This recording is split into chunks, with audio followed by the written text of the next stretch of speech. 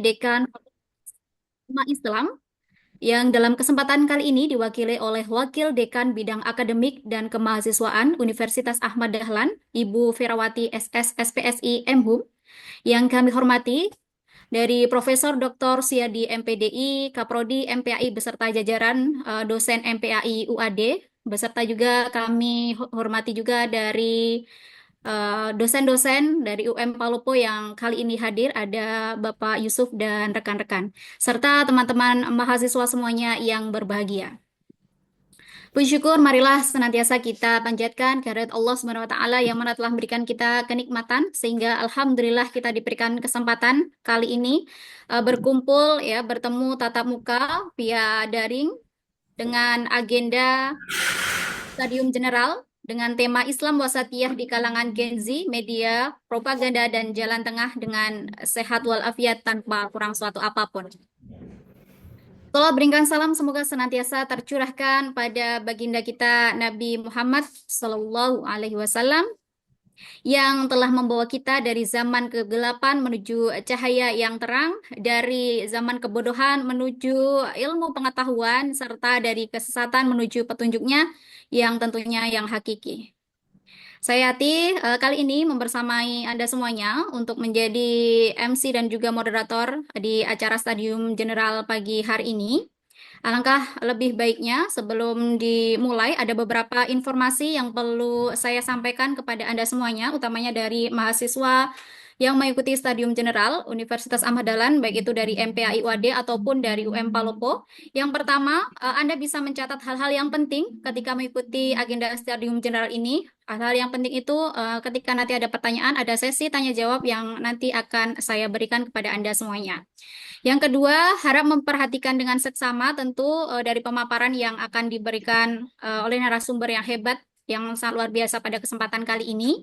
Dan yang ketiga, mohon untuk bisa menyalakan mikrofon selama ketika nanti bertanya, tetapi mohon maaf ketika tidak bertanya ataupun tidak diberikan pertanyaan, Anda bisa menonaktifkan atau mematikan mikrofon itu. Selanjutnya, bagi yang tidak berhalangan, mohon juga untuk bisa mengaktifkan kamera agar perjalanan agenda Stadium General pagi sampai siang nanti bisa berjalan dengan lancar, hikmat, dan juga penuh dengan kegembiraan. Ya, mungkin itu awal dari saya. Selanjutnya kita akan mulai agenda pada pagi hari ini dengan membaca basmalah bersama-sama. Bismillahirrahmanirrahim. Semoga dengan bacaan basmalah tadi dapat memperlancar acara hari ini dan juga mendapatkan keberkahan dari Allah Subhanahu wa taala. Amin amin ya rabbal alamin. Untuk yang selanjutnya akan ada pembacaan ayat suci Al-Qur'an yang kali ini akan dibacakan langsung oleh Saudara Fahmi Aziz. Kepada Saudara Fahmi Aziz dipersilakan.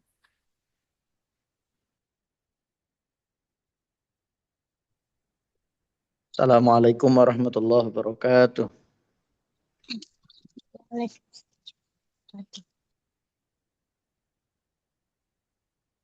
A'udzu billahi minasy syaithanir rajim.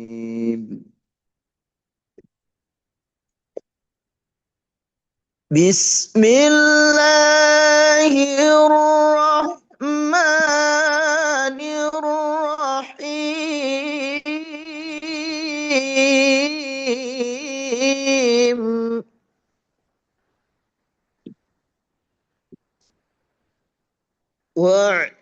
واعتصموا بحبل الله جميعا ولا تفرقوا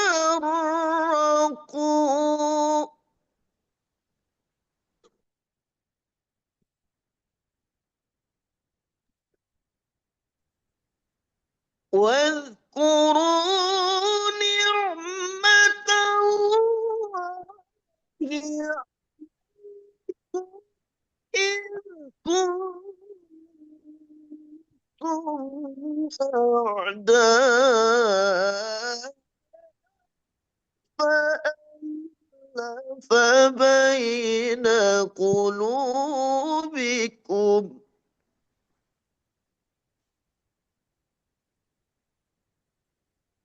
فألف قلوبكم فأصبحتم بنعمته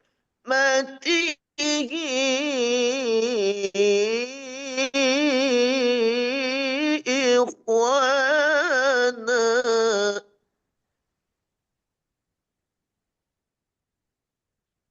وكنتم على شفا Relatif jam jalan حفرة dengan lancar, semoga teman-teman sampaikan من secara berat berbagai teknik kesehatan dan juga النار teknik untuk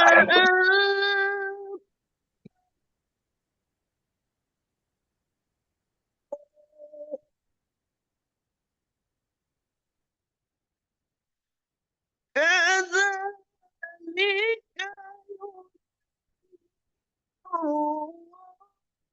لكم آياته لعلكم تهتدون كذلك يبين الله لكم آياته لعلكم تهتدون صدق الله العظيم Wassalamualaikum warahmatullahi wabarakatuh. Waalaikumsalam warahmatullahi wabarakatuh. Shadaqallahul adzim. Kami ucapkan terima kasih kepada Saudara Fahmi Aziz yang telah membacakan ayat suci Al-Quran. Semoga yang membaca dan juga mendengarkan mendapat pahala dari Allah Subhanahu wa Ta'ala, dan juga tentu ketika kita mendengarkan ayat Al-Quran pada pagi hari ini, semoga membukakan ilmu yang akan kita peroleh pada pagi hari ini. Baik, Bapak Ibu, rekan-rekan mahasiswa semuanya, acara akan saya lanjutkan. Untuk acara yang selanjutnya adalah sambutan dari Kaprodi MPAI UAD. Kepada Profesor Dr. Siadi MPDI, kami persilakan. Terima kasih moderator. Assalamualaikum warahmatullahi wabarakatuh. Warahmatullahi wabarakatuh. Suara saya bisa disimak dengan baik rekan-rekan sekalian? Bisa. Oke, coba Bisa. kasih jempolnya. Kasih jempol satu bagi yang bisa menyimak. bisa, Jempol bisa virtual Pak, atau keplot tangan boleh. Nah, oke bisa sip. didengar. Oke, makasih. Alhamdulillah wa syukurillah. Assalatu wassalamu ala rasulillah nabiyina Muhammadin wa ala alihi wa sahbihi wa wala hama ba'du. Yang sama-sama kita hormati, yang sama-sama kita muliakan, Profesor Dr. Hadi Pajaryanto MPD. Beliau ini Wakil Rektor 1 UM Palopo dan guru besar di bidang ilmu pendidikan Islam. Terima kasih atas kesediaannya untuk menjadi narasumber pada Stadium Jenderal MPAI. Yang kami hormati Ibu Wakil Dekan Fakultas Agama Islam, Bu Ferawati MPD SOS.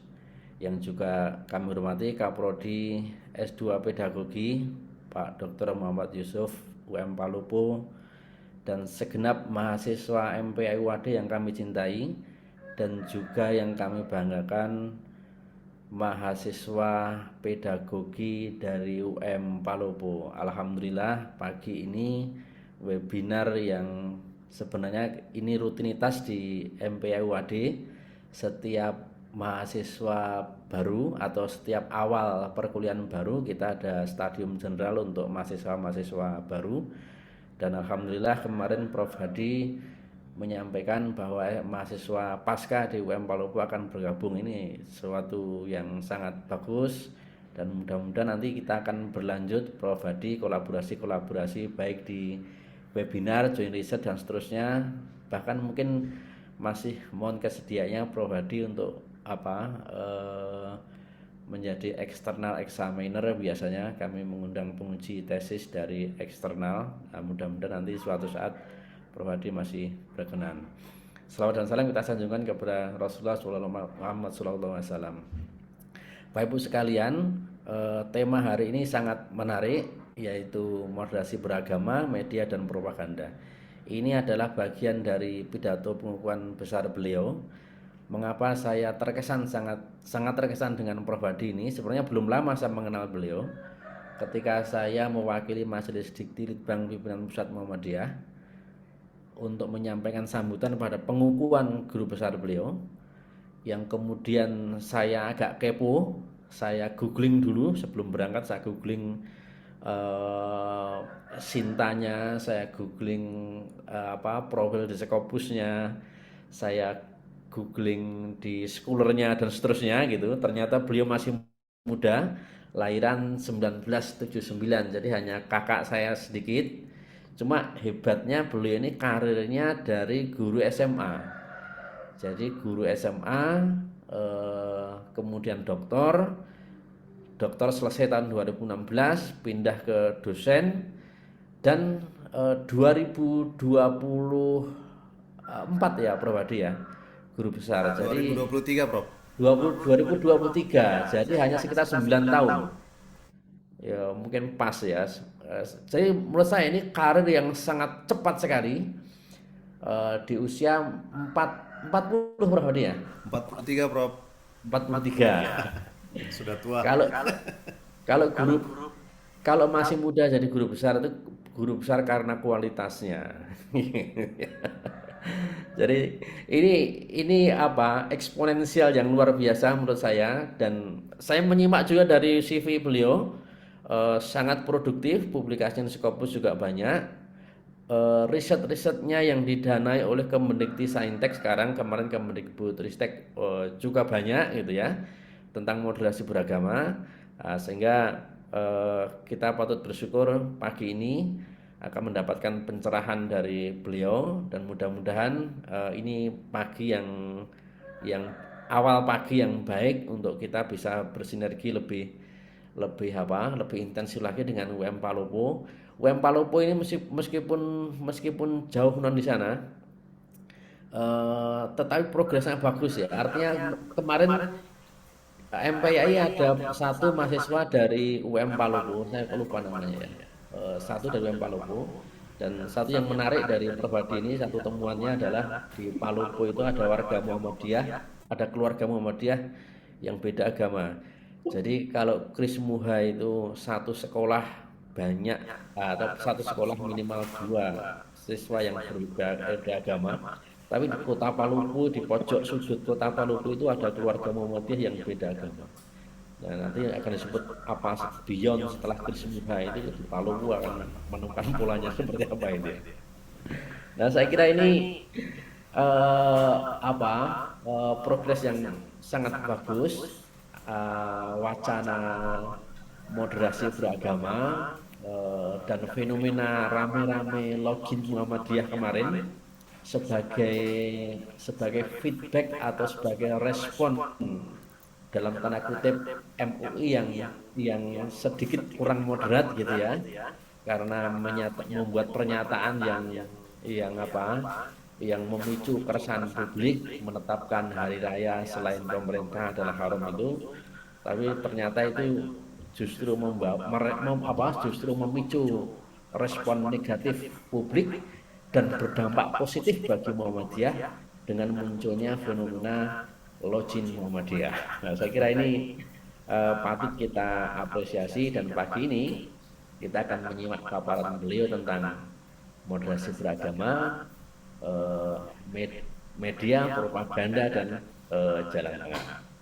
Saya kira tidak berlama-lama, saya menyampaikan pengantar. Selamat mengikuti webinar atau stadium general, dan sekali lagi kami ucapkan selamat datang mahasiswa MPAI UAD. Meskipun kita kemarin sudah orientasi studi selama 1 hari, hal-hal yang teknis di internal prodi sudah dikenal. Nah, sekarang masuk di fase 2, sebelum kuliah lebih detail di MPAI, kita penyegaran intelektual dulu. Salah satunya yang akan disampaikan oleh Prof Hadi Fajarianto. Demikian yang bisa kami sampaikan. Lebihnya mohon maaf. Nasrul minallah wa min qarib. Assalamualaikum warahmatullahi wabarakatuh. Waalaikumsalam warahmatullahi wabarakatuh. Baik, kami haturkan terima kasih kepada Prof. Suyadi yang telah memberikan sambutan pada kesempatan kali ini. Bapak, Ibu, dan rekan-rekan mahasiswa semuanya yang berbahagia tentunya pada kesempatan kali ini kita akan melanjutkan acara. Acara yang selanjutnya yaitu sambutan dari Dekan Fakultas Agama Islam yang pada kesempatan kali ini akan diwakili oleh Wakil Dekan Bidang Akademik dan Kemahasiswaan kepada Ibu Ferawati SS SPSI MHUM. Kami silakan. Baik, terima kasih Mbak Moderator. Bismillahirrahmanirrahim. Assalamualaikum warahmatullahi wabarakatuh. Waalaikumsalam. Suara saya terdengar dengan jelas? Terdengar, Bu. Baik. Alhamdulillah wa syukrulillah wa la haula wa la quwata illa billah. Yang kami hormati dan muliakan pada pagi hari ini Profesor Dr. Hadi Fajarianto MPD selaku pemateri. Terima kasih Prof sudah berkenan hadir dan membersamai kita pada pagi hari ini. Pada Kaprodi MPAI Prof. Dr. Suyadi dan Kaprodi juga bergabung bersama kita, ada juga dari UM Palopo ya. Tadi saya juga baru tahu Pak Dr. Yusuf Muhammad Yusuf dari UM Palopo, Pedagogi UM Palopo, para dosen, mahasiswa yang berbahagia dan saya banggakan. Syukur tentunya kita panjatkan kehadirat Allah Subhanahu wa taala atas nikmat iman, ilmu dan kesempatan sehingga kita pagi hari ini dapat berkumpul di agenda Stadium General ya. Salawat serta salam tentunya kita sanjung agungkan kepada Nabi Muhammad Shallallahu alaihi wasallam. Saya kira tema hari ini juga sangat aktual dan menarik, membahas tentang isu Islam wasatiyah di kalangan Gen Z. Ya, kalau kita melihat bahwa generasi sekarang tumbuh bersama algoritma ya. Setiap hari tentunya kita disuguhkan dengan layar ponsel yang menyuguhkan ribuan potong informasi, tetapi informasi itu tentunya banyak kepentingan, tidak netral. Nah, disinilah Islam wasatiyah ini menjadi kebutuhan. Wasatiyah ini bukan hanya sekedar diam, tetapi wasatiyah adalah keberanian untuk adil, menolak ekstrim, tidak mengkafirkan, kemudian juga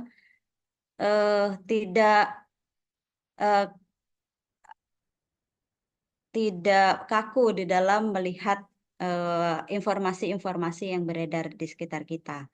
Nah, saya kira isu tentang Islam wasatiyah ini sangat penting untuk melihat informasi yang beredar di sekitar kita, dan terima kasih Prodi MPAI ini sudah menyelenggarakan Stadium General ini. Semoga dari ruang inilah lahir dai-dai digital yang menjaga Islam tetap rahmatan lil alamin. Dan sekedar info bahwa beberapa hari lagi MPAI ini juga akan mengadakan AL ya Prof. Mohon doanya untuk semua, semoga AL-nya nanti berjalan lancar dan tetap unggul ya, tetap unggul, mempertahankan unggulnya. Mungkin sedikit yang bisa saya berikan. Saya akhiri. Assalamualaikum warahmatullahi wabarakatuh. Waalaikumsalam warahmatullahi wabarakatuh. Kami haturkan terima kasih kepada Ibu Ferawati yang telah memberikan sambutan pada kesempatan kali ini. Bagi Bapak Ibu semuanya, kita akan lanjutkan di acara selanjutnya, tentu di acara inti yang sudah kita nanti-nantikan ya bagi mahasiswa semuanya yang sudah bergabung, baik itu dari MPAI UAD ataupun dari mahasiswa yang ada di UM Palopo. Di materi yang selanjutnya atau acara inti nanti akan disampaikan oleh narasumber yang sangat luar biasa, tentu dengan tema Islam wasatiyah di kalangan Gen Z, media, propaganda, dan jalan tengah. Tema ini tentu sangat menarik ya bagi kita semuanya karena kita sedang hidup di era digital di mana media memiliki peran yang sangat besar dalam membentuk pemahaman, opini kita, terutama dalam konteks agama dan juga ideologi. Nah, seiring berkembangnya teknologi juga generasi Z atau Gen Z sebagai generasi yang lahir dari dan besar di era internet ini tentu memiliki tantangan dan juga peluang yang berbeda dibandingkan generasi yang sebelumnya. Tentu dalam memahami kemudian mengaplikasikan nilai-nilai Islam yang moderat ya karena ada beberapa isu-isu yang aktual dan terkini yang mungkin Bapak Ibu rekan-rekan mahasiswa semuanya yang dihadapi saat ini. Hari ini kita akan mendalami berbagai perspektif tentang bagaimana media dan propaganda dapat mempengaruhi pandangan kita terhadap Islam wasatiyah atau yang disebut dengan Islam moderat, serta bagaimana kita sebagai mahasiswa bisa berperan dalam menjaga dan mengembangkan jalan tengah yang damai di tengah perbedaan. Nah, narasumber kita sudah hadir pada kesempatan kali ini ada Profesor Dr. Hadi Pajarianto MPDI. Halo Prof, hadir sehat Prof? Alhamdulillah sehat walafiat. Alhamdulillah. Senang sekali bisa berjumpa dengan Prof. Hadi. Prof. Hadi merupakan guru besar di bidang ilmu pendidikan agama Islam di Universitas Muhammadiyah Palopo, Sulawesi Selatan. Beliau memiliki pengalaman yang sangat luas dalam dunia pendidikan dan keagamaan dengan spesialisasi dalam moderasi beragama, tentu kemudian ada pendekatan multikultural, kemudian ada manajemen perguruan tinggi dan lain sebagainya. Dan tadi sudah di-spill oleh Profesor Sisi ya terkait aktivitasnya. Mungkin saya hanya sedikit menyampaikan ada beberapa pengalaman yang saya akan sampaikan karena kalau saya sampaikan semuanya akan habis menyampaikan ke kita ini. Nah, Profesor Hadi merupakan dosen di Sulawesi Selatan di UM Papua. Beliau memiliki berbagai macam artikel buku ya yang dapat disitasi oleh mahasiswa-mahasiswa dan tadi juga mendapatkan beasiswa atau pembiayaan terkait dengan pengalaman pengabdian ataupun terkait dengan penelitian. Yang sangat luar biasa di sini ada kurang lebih 12 yang didanai dan juga terkait dengan beberapa publikasi artikel 3 tahun terakhir juga sudah mencapai 11 atau bahkan lebih. Nah, ini saya akan bacakan di 3 tahun terakhir terkait dengan buku yang mungkin rekan-rekan mahasiswa juga bisa mengutip beberapa buku yang sudah ditulis oleh Profesor Hadi. Di antaranya ada psikologi pendidikan, ada perkembangan peserta didik, kemudian ada juga Muhammadiyah sebagai gerakan pencerahan. Nah, ini nanti bisa di-search saja oleh teman-teman semuanya, biar teman-teman bisa jauh atau mungkin nanti Prof. Hadi bisa berkenalan sambil memberikan materi pada kesempatan kali ini. Dan tidak usah lama-lama lagi ya tentunya teman-teman semuanya sudah menunggu agenda ataupun momen kali ini yang nanti akan disampaikan langsung oleh Profesor Hadi. Langsung saja Prof, waktu dan tempat saya persilakan. Baik, terima kasih Bu Yati. Suara saya terdengar bagus, Bu? Terdengar Prof. Baik. Terima kasih. Assalamualaikum warahmatullahi wabarakatuh. Waalaikumsalam warahmatullahi wabarakatuh. Alhamdulillahillazi binikmatihi tatimus shalihat. Asyhadu an la ilaha illallah wahdahu la syarikalah. Wa asyhadu anna Muhammadan abduhu wa rasuluhu la nabiyya ba'dah. Allahumma sholli ala Muhammad. Yang saya hormati Ibu Wakil Dekan FAI yang hadir pada hari ini. Yang saya hormati Pak Kaprodi Prof. Suyadi. Bertemu kembali Prof di dunia maya. Saya sering ke UAD Prof, cuman kita mungkin belum sempat bertemu dan saya sampaikan saya juga saat ini merupakan bagian dari We Are UAD. Karena anak saya sekarang kuliah di prodi psikologi. Oh iya toh. Di UAD ya Prof. Dia kemarin sempat ikut international conference di Palopo juga mewakili UAD. Ya. Kemudian Ibu moderator, Bapak Ibu dosen, Yang saya hormati Pak Yusuf, Kaprodi PAI, UM Palopo, dan para mahasiswanya, Bapak Ibu sekalian, insyaallah semua dirahmati oleh Allah Subhanahu wa Ta'ala. Pertama, kita bersyukur kepada Allah, dan saya merasa berbahagia, bangga, karena kampus kami yang di ujung timur Indonesia ini, kalau kita mau ke sini naik pesawat 2 kali, itu bisa diundang untuk melakukan stadium general di UAD. Sekali lagi kami mengucapkan terima kasih yang sebesar-besarnya. Yang kedua, saya ingin memberi motivasi kepada kita semua, terutama para guru-guru, bahwa di era digitalisasi sekarang, kita semua bisa setara, ya termasuk guru di UM Palopo, di Jogja, dan lain sebagainya, sehingga kita harus terus melakukan tajdidul ilmi, ya, memperbaharui keilmuan kita, karena memang prinsip sains itu kan shirt, mencari, kembali shirt, mencari. Sehingga saya yakin apa yang disampaikan oleh Prof.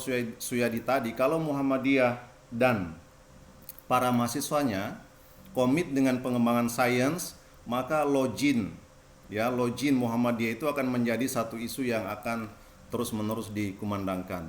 Karena seiring dengan semakin terbukanya ilmu pengetahuan, maka Muhammadiyah insya Allah akan semakin diminati oleh Gen Z, dan itu tergambar dalam beberapa survei oleh beberapa media-media besar. Baik Bapak Ibu sekalian, saat ini di sini sudah pukul 10.00, ya 10.00. Jadi saya menyesuaikan saja waktunya, karena sehabis dari sini Prof, mohon maaf saya juga bergeser ke tempat lain. Sekarang lagi kosong Prof di UM Palopo, Pak Rektor lagi di Bandung. Oh iya, siap. Saya izin share screen, Bapak Ibu sekalian.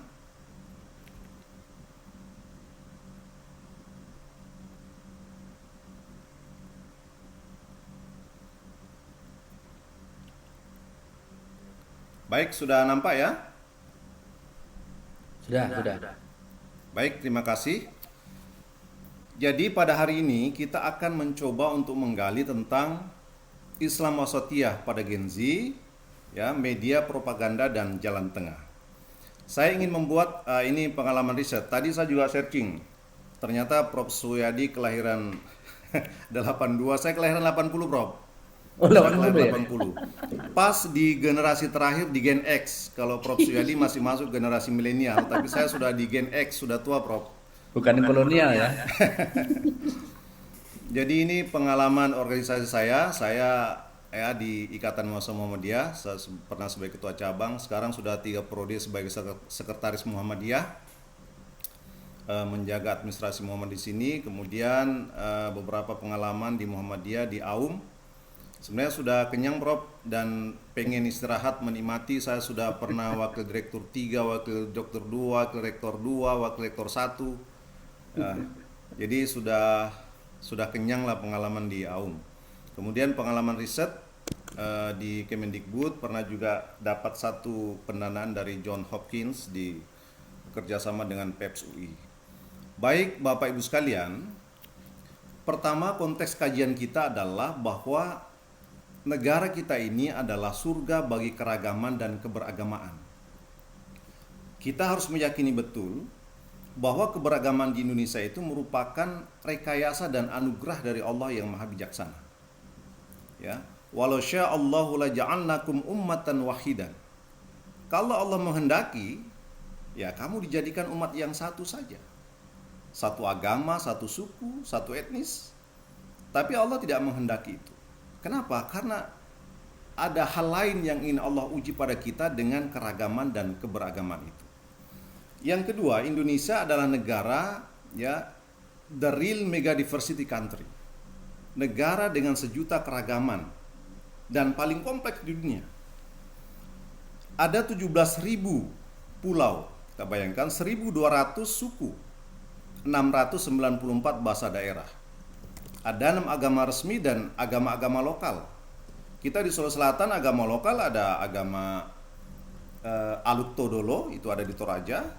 Kemudian ada Toani Tolotang, yaitu ada di daerah Sidrap, dan berbagai daerah-daerah lain. Ini adalah negara yang paling kompleks di dunia. Banyak suku, ratusan suku yang menyangga satu negara, Dibanding dengan di Arab, satu suku yang menyangga banyak negara. Ini harus kita syukuri.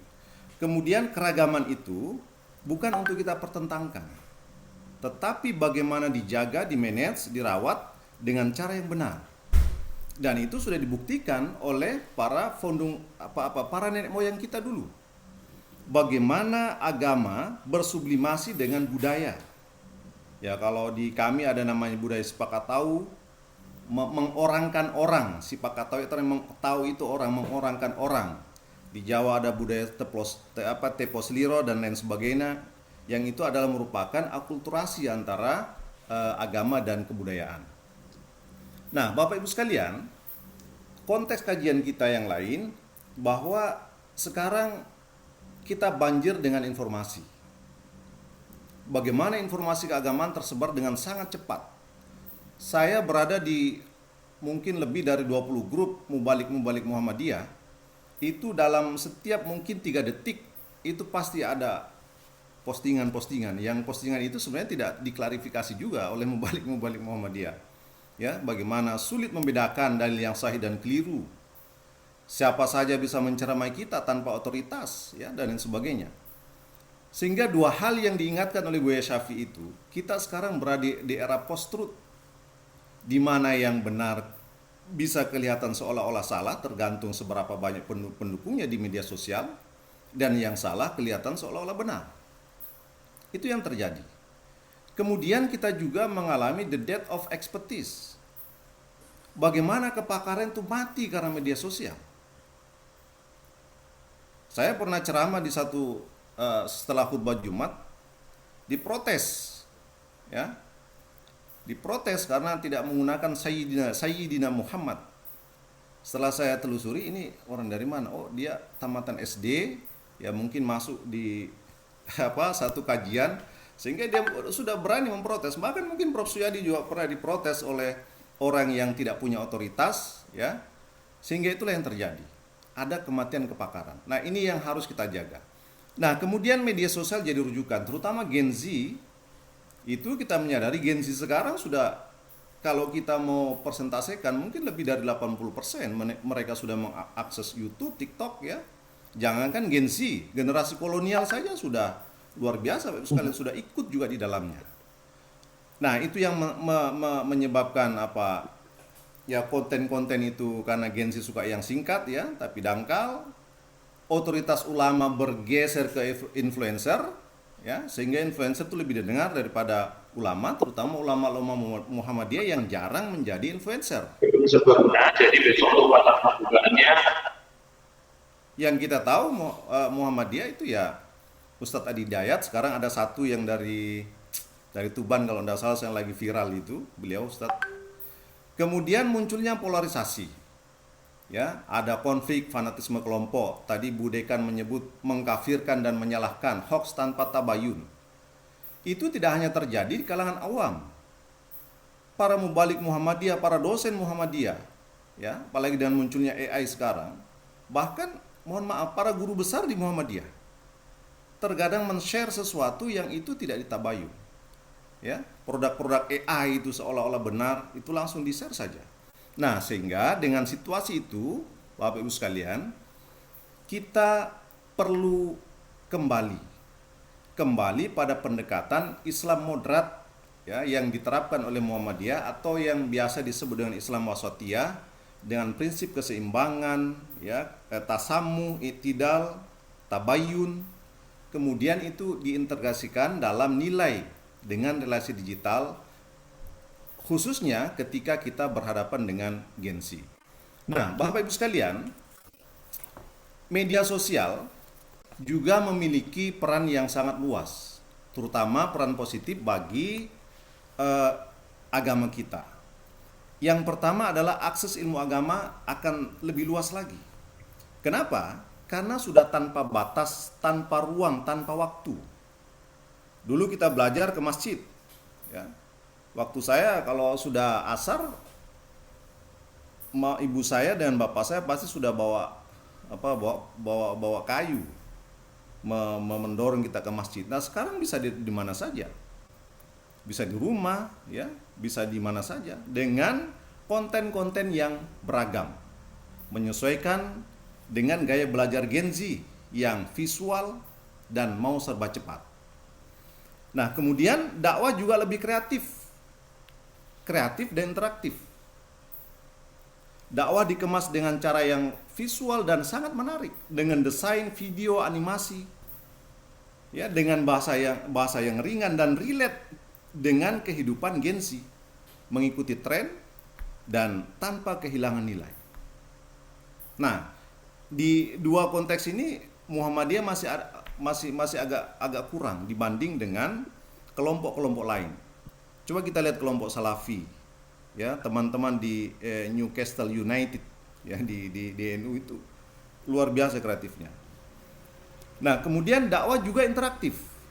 Kenapa? Karena Gen Z itu bisa terlibat langsung dengan para ustaz, dengan bertanya, ya, melalui DM dan lain sebagainya, sehingga media sosial itu memiliki kontribusi yang luar biasa, ya, terhadap pemahaman keagamaan itu. Kemudian yang ketiga, membentuk opini dan cara berpikir keagamaan. Kita tahu bagaimana cara kerja algoritma. Ya, algoritma itu membentuk perspektif. Platform-platform seperti TikTok, YouTube, ya, itu menampilkan konten yang sering kita nonton. Saya juga tidak tahu, biasa kita hanya menonton saja, tidak berkomentar apapun, ya. Melihat mobil yang bagus, itu ada di otak kita melihat mobil yang bagus.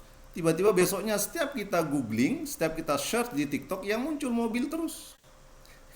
Sesuai dengan algoritma, bahkan yang kita pikirkan pun itu sudah muncul di media sosial, selalu muncul di setiap tayangan-tayangan kita itu. Kemudian yang kedua, ya, selain itu terjadi juga namanya echo chamber, ya, di mana orang mencari Gen Z, mencari mencari literasi keagamaan sesuai dengan preferensinya. Nah, inilah sebenarnya yang berbahaya, ya.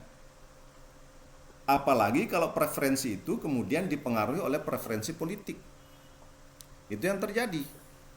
Kita tidak usah jauh-jauh, Bapak Ibu sekalian, di Muhammadiyah saja itu terjadi. Bagaimana pembelahan sosial, ya, sebagai akibat dari percepatnya pesan-pesan agama yang kemudian dibungkus dengan politik sehingga membentuk opini dan cara berpikir kita. Siapa yang memilih Anies Baswedan itu Islami. Yang tidak memilih itu tidak Islami. Ya, dan lain sebagainya. Sehingga ini yang harus menjadi perhatian kita bersama. Kemudian juga mempercepat penyebaran pesan keagamaan. Nah, Bapak Ibu sekalian, kalau kita lihat dari beberapa data dari Pew Research Center misalnya, dan ada MIT Media Lab, ya, saya kumpulkan kemudian diolah seperti ini. Selain dampak positif tadi, media sosial juga berkontribusi terhadap pembelahan sosial dalam masyarakat. 64%, ya, percaya bahwa media sosial itu meningkatkan polarisasi politik. Dan itu kita rasakan sampai saat ini. Dengan adanya kasus ijazah saja itu luar biasa. Sekarang sudah sampai kemana-mana, ya. Kemudian apalagi hoax menyebar 6 kali lebih cepat, sehingga 44% masyarakat terpapar hoax setiap hari. Ini jumlah yang besar sekali. Kemudian konflik dan ujaran kebencian, konten provokatif itu ribuan tiap tahun. Apalagi dengan sentuhan-sentuhan AI dan lain sebagainya, itu luar biasa. Dan 1 dari 3 orang terlibat debat panas, Pak. Coba kita amati, tidak usah jauh-jauh Bapak Ibu guru sekalian. Kita lihat di ponsel kita masing-masing, sudah berapa banyak dalam proses pilpres, pilkada, itu orang yang leave dari grup hanya karena debat untuk memperdebatkan satu konten saja. Itu banyak sekali, ya. Di grup-grup kami di Muhammadiyah Palopo juga seperti itu. Apalagi sekali lagi tadi itu, kalau sudah dipengaruhi oleh preferensi politik. Kemudian apalagi echo chamber effect. hanya melihat info yang sejalan. Kita cenderung, Gen Z, bahkan kita, mengakses para public figure yang sejalan dengan kemauan kita. Sehingga kemudian itu minim dialog. Dan kita, pembelahan sosial itu semakin kuat terjadi.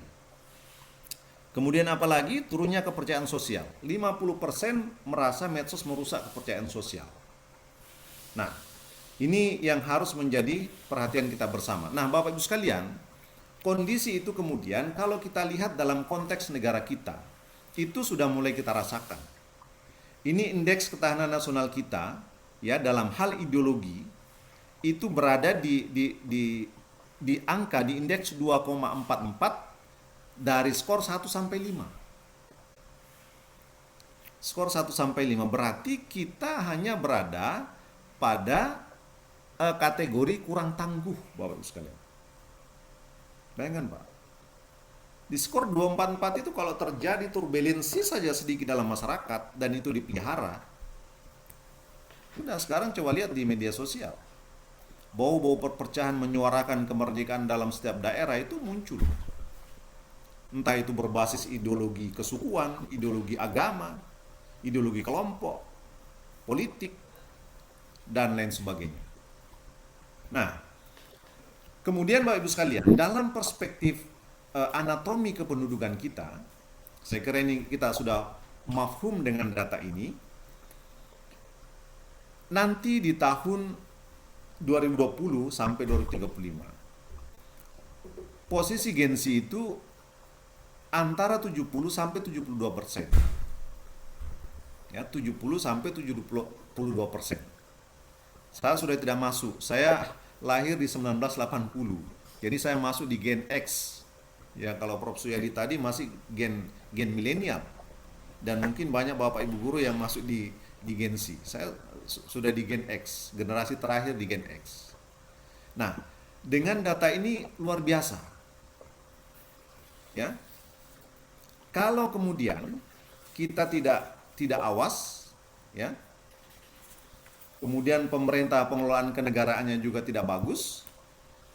Di saat populasi Gen Z itu mengalami bonus demografi, secara sosial ekonomi kita tidak siap, maka itu rawan sekali menimbulkan konflik sosial dan perpecahan. Nah, kemudian Gen Z itu beberapa tantangan multidimensi yang kalau kita olah dari beberapa data, ya Bapak Ibu sekalian. Pertama, tantangan mereka itu adalah instabilitas global. Ada perang, ada krisis. Coba kita lihat konflik di Timur Tengah sekarang antara Amerika, Israel, dan Iran. Itu tidak hanya menyentuh pada level ekonomi saja, tapi sudah menyentuh pada level ideologi, bahkan mazhab. Itu tidak hanya diikuti oleh kita, orang-orang yang paham, para mahasiswa, para dosen. Bahkan anak saya yang masih SD, Bapak Ibu sekalian ya, kalau sudah pegang HP itu saya kan ngecek gitu. Apa yang dia cari? Syiah Empire. Apalagi Persia Empire. Itu yang dia cari. Bagaimana instabilitas global itu menjadi perang pengaruh. Misalnya antara mazhab Sunni dan Syiah. Yang Syiah sekarang digambarkan sebagai satu masa perlawanan dan memang luar biasa. Kita mahasiswa, saya mahasiswa dulu, mungkin juga Prof Suyadi dulu ya masih mahasiswa, itu tidak sah rasanya kita jadi mahasiswa kalau kita tidak membaca buku-bukunya orang-orang dari Iran. Ya, ada Murtada Mutahari, Khomeini, Mullah Sadra, terutama Ali Syariati, para aktivis. Coba Ibu cari, itu luar biasa memang bukunya. Lahir dari apa? Dari gen perlawanan mereka. Nah, itu juga sudah masuk melalui ke Gen Z. Kemudian apa lagi? Tekanan ekonomi. Sekarang anak-anak kita di Gen Z itu ya menerima upah yang rendah ketika mereka bekerja. Itu di usia 15 sampai 19 tahun itu menerima upah hanya 1,1 juta, Bapak sekalian. Coba Bapak Ibu guru yang perempuan, 1,1 juta sebulan cukup enggak itu, Bu? mau, mau beli apa? Beli lipstik dan bedak yang bermerek enggak cukup mungkin ya. Sementara mereka juga melihat bagaimana kompleksitas sosial di sekitarnya. Orang menampilkan gensi-gensi yang lain dengan kekayaan yang luar biasa. Kemudian usia 20 sampai 24 tahun menerima upah 2,3 juta.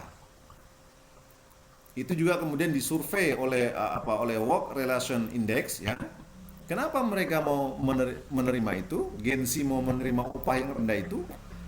Karena mereka adalah satu kelompok yang rela gajinya dipotong, gajinya dikurangi, asalkan tidak mengganggu mentalitas mereka, tidak mengganggu passion mereka, cuek. Nah, kalau mau potong aja, gitu Genzi sekarang. Kemudian apa lagi yang mereka alami sekarang? Ketidaksetaraan sosial. Ada kesenjangan digital.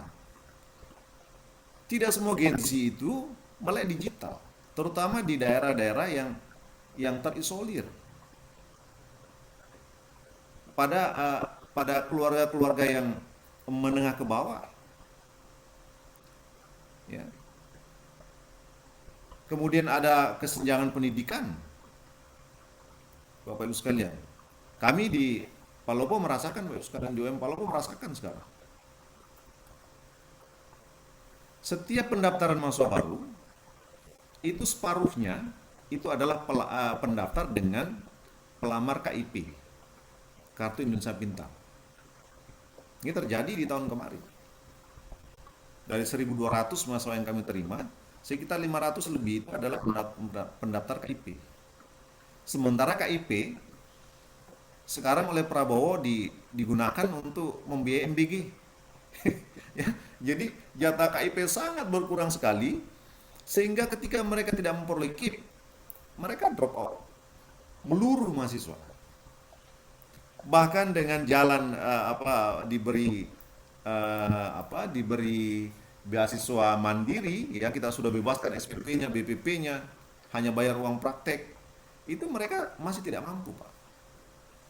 Maka disparitas pendidikan itu terasa sekali, terutama di perguruan tinggi. Kemudian apa lagi? Ada kesenjangan ekonomi. Ya. Coba kalau kita lihat di media sosial para Gen Z yang dengan kekayaan yang luar biasa, karena dia dapat momentum dulu. Yang ketika ada pandemi itu kan luar biasa dibanding dengan para Gen Z yang hidup di daerah-daerah pinggiran dan tanpa akses informasi. Nah, kemudian apalagi stres, dan yang mereka rasakan adalah stres, ada potensi konflik. Karena akses yang sulit tadi, maka mobilitas sosial itu semakin menurun. Sekarang orang golongan kaya menengah di kalangan Gen Z itu semakin tipis. Semakin tipis ya sekali. Nah, kemudian apalagi ada tekanan digital. Ini ada tekanan digital.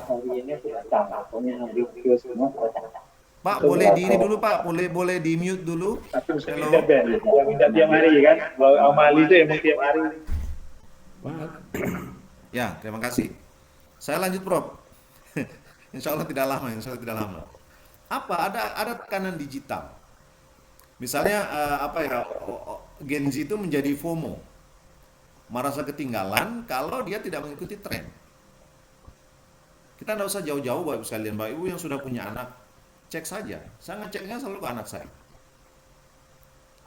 Ya, bagaimana mereka merasa tertinggal, ya ketika melihat tayangan-tayangan di media sosial, sehingga itulah yang kemudian menyebabkan merasa tertekan dan akhirnya melampiaskan tekanan-tekanan itu pada orang tuanya.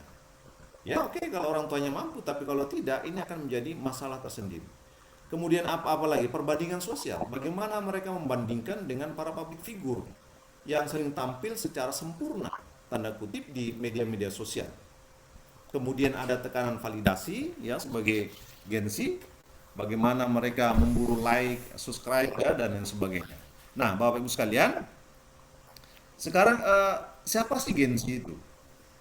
Gen Z adalah orang yang lahir di tahun 1997 sampai 2012 dengan karakteristik minimal ada 4 ini. Pertama, digital native-nya, ya, di mana mereka memang generasi pertama yang hidupnya secara penuh di media sosial. Mereka tidak hanya menggunakan media sosial, tetapi hidup di dalamnya. Sekali lagi kemudian ini bukan hanya Gen Z, mungkin juga kita di generasi yang lain.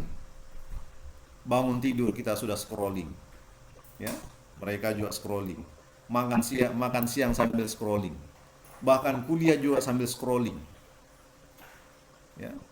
Berkumpul dengan teman-temannya scrolling. Bahkan kita juga menghadiri takziah juga scrolling, abai terhadap lingkungannya. Sehingga media sosial bagi mereka bukan lagi sebagai alat, tapi sudah menjadi lingkungan sosial. Tapi sudah menjadi ekosistem sosial dalam kehidupan mereka. Karena mereka sudah terbiasa dengan internet, gadget, ya, dan lain sebagainya, sehingga mereka cepat beradaptasi. Nah, apalagi cirinya, dia visual dan cepat bosan.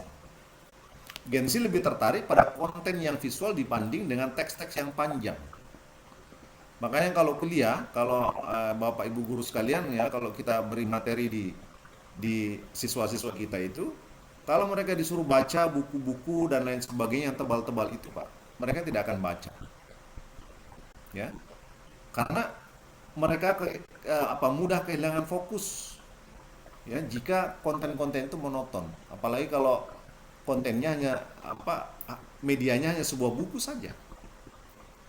Nah, sehingga inilah yang kita guru-guru, dosen-dosen di era sekarang ini ya harus memproduksi bahan-bahan ajar yang lebih menarik. Ya, dengan infografis, ya, desain, sekarang sudah banyak alat bantunya. Ini saya bikin PPT juga atas bantuan itu. Kita hanya cari data, kemudian visualisasinya itu kita suruh teknologi yang bekerja. Kemudian apalagi? Kritis tapi instan. Gen Z itu mempunyai kemampuan berpikir yang kritis, tetapi sering ingin hasilnya cepat. Coba Ibu sekalian, ya. Saya punya putra yang satu sudah kuliah, yang satu masih SMA. Kalau yang SMA ketika ditanya, apa sih cita-citamu? Kalau kita dulu tanya cita-cita itu ya jadi dokter, jadi tentara, jadi polisi. Tapi kalau anak sekarang ditanya, apa cita-citamu? Apa cita-citanya? Saya ingin segera bekerja dan dapat penghasilan minimal 2 digit. Itu cita-citanya, Pak. Berbeda dengan kita dulu. Ya, karena memang dia ingin serba instan. Nah, dalam pemahaman keagamaan mereka, ya, sering mengambil kesimpulan tanpa kajian yang mendalam, sehingga ini rentan dengan pemahaman keagamaan yang setengah-setengah. Nah, kemudian dipengaruhi oleh algoritma, ya. Apa yang mereka lihat di media sosial diatur oleh algoritma platform seperti TikTok, ya, YouTube, Instagram, dan lain sebagainya. Sehingga konten-konten yang sering ditonton itu akan terus muncul, ya, dalam kehidupan mereka. Nah, ini hasil survei dari IDN Research Institute, ya. Bagaimana media sosial itu sangat berpengaruh dalam kehidupan beragama Gen Z. Datanya seperti ini. Ini tahun 2025, masih baru datanya. Jadi menurut Gen Z bahwa media sosial itu sangat berperan dalam mempromosikan toleransi. Sekarang kan sudah banyak konten-konten tentang toleransi, ya. Public figure yang bicara tentang toleransi. Apalagi kalau masuk MPI UAD juga bicara tentang Islam Wasatiyah. Kalau ada 50 orang saat di sini itu luar biasa. Apalagi memahami agama yang dianut 46%. Ya, memahami agama lain 36%, mengikuti akun pemimpin agama 30%, terinspirasi untuk belajar lebih banyak 26%, terlibat dalam dialog religius 25%. Jadi peran media sosialnya dalam kehidupan beragama mereka sudah sangat besar. Ini pertanda baik, sekaligus kita sebagai orang tua yang beragama juga menjadi kekhawatiran Bapak sekali. Saya baca satu artikel sebulan yang lalu tentang tren perkembangan ateis atau agnostis. Kalau ateis itu tidak deis, orang yang tidak memang sudah percaya dengan Tuhan. Kalau agnostis itu orang yang tidak mau beragama secara formal, ya, dengan jargon religion yes, spirituality yes, religion no itu. Nah, nanti para guru kalau penasaran silakan buka website Atheist Alliance International. Ternyata di situ sudah banyak anak-anak muda Indonesia yang melapor di data itu, ya. Silakan nanti scroll, kemudian bisa difilter berdasarkan negara. Saya filter berdasarkan negara di website itu, ya, Atheist Alliance International itu, dapatlah Indonesia. Nah,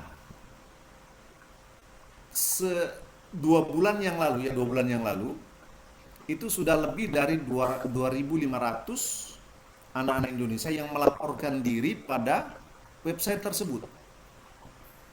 Dan datanya itu sebanyak 36%, ya, anak-anak muda itu, karena tidak mungkin orang tua karena isiannya itu banyak sekali di situ. Jadi valid. Karena saya coba juga mengisi tapi saya lihat saja formnya, oh ternyata ini ya dari Indonesia. 36% mereka melaporkan diri sebagai penganut ateis. Dan sekitar 22% melaporkan diri penganut agnostisisme.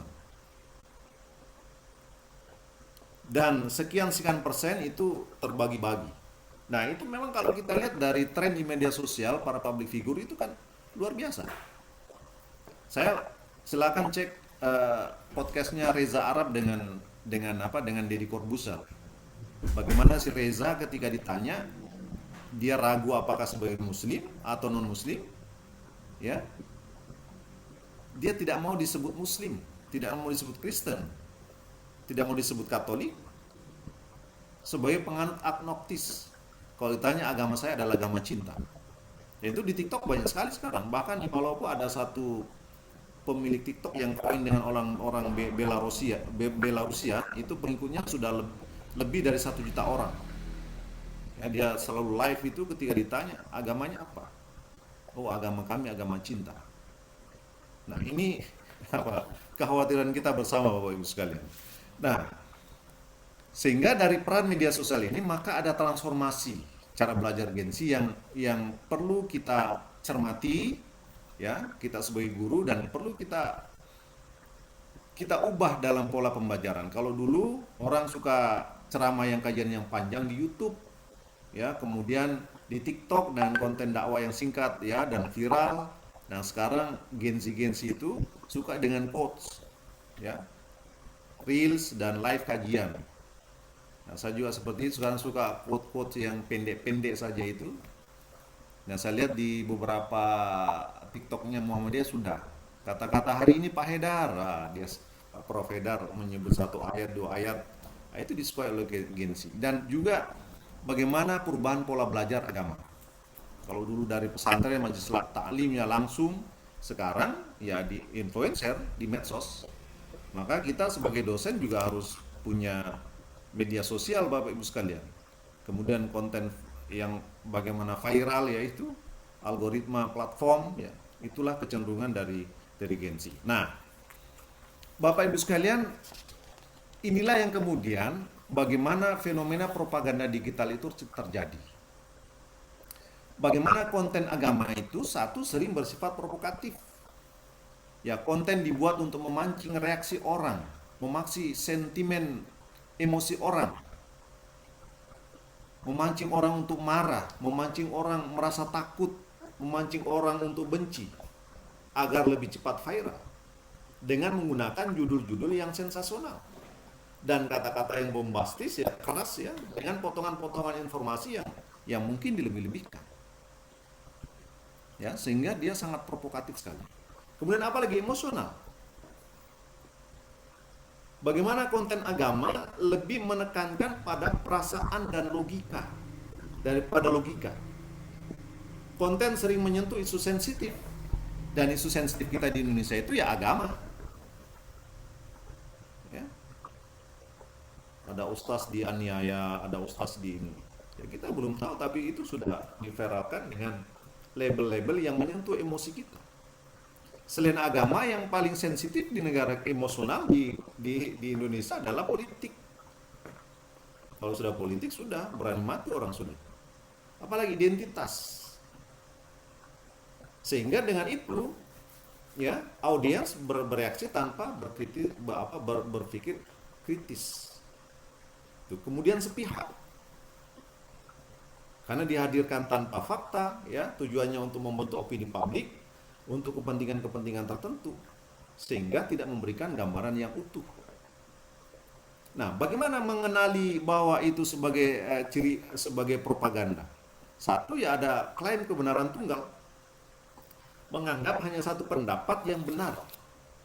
Ya, mungkin itu fenomena tadi di MUI, menganggap pendapatnya paling benar, ya sudah, kita disalah-salahkan, sementara yang lain dianggap salah. Ya. Contoh tentang apa? Tentang ulil amri, taat pada ulil amri. Kita kan Muhammadiyah dicap sebagai organisasi yang tidak taat ulil amri. Padahal kalau kita mau konteskan, penjelasannya panjang, ya, dan lain sebagainya. Sehingga ada klaim itu. Misalnya dalam contoh yang praktis, Bapak Ibu sekalian, ya,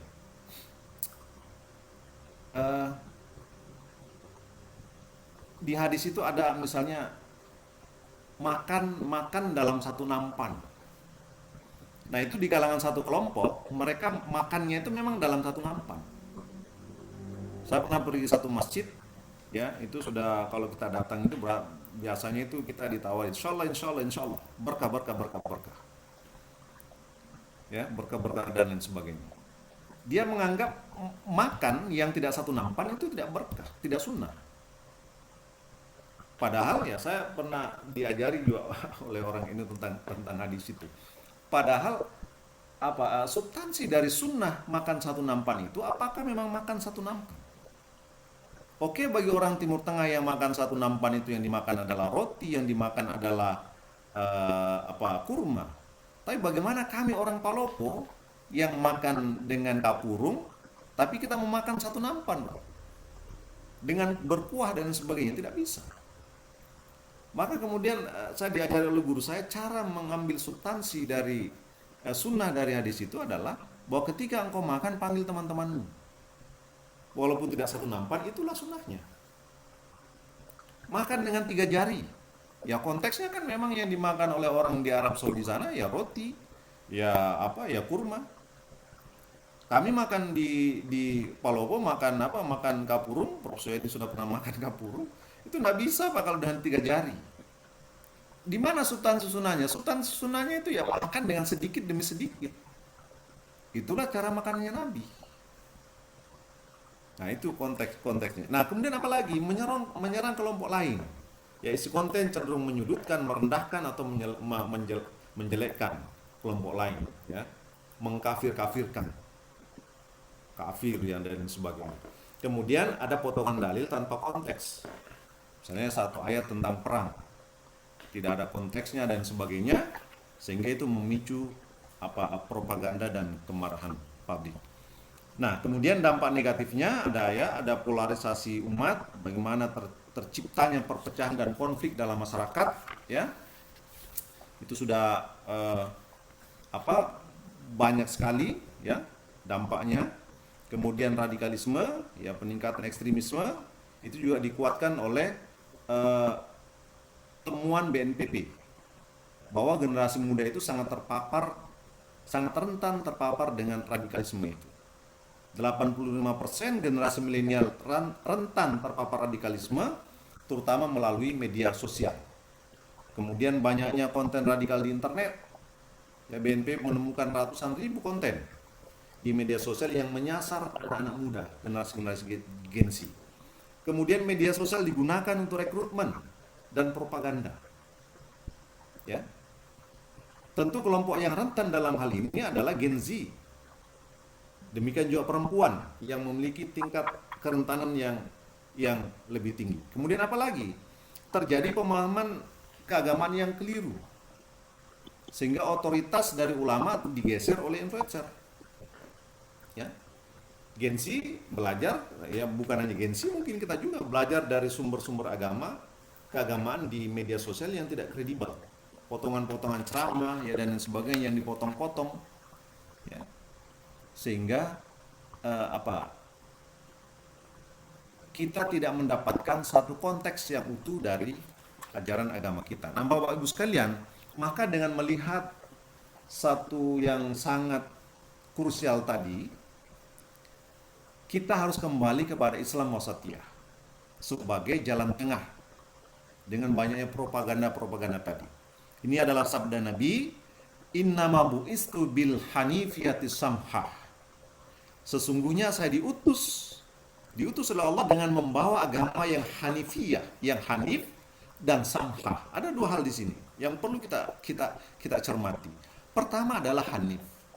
Hanif itu adalah agama yang lurus. Tapi selain lurus, Islam itu adalah samhah. Samhah itu lapang, toleran, mampu beradaptasi, sehingga Islam itu sahih li kulli zaman wa makan. Tidak lurus tapi sempit.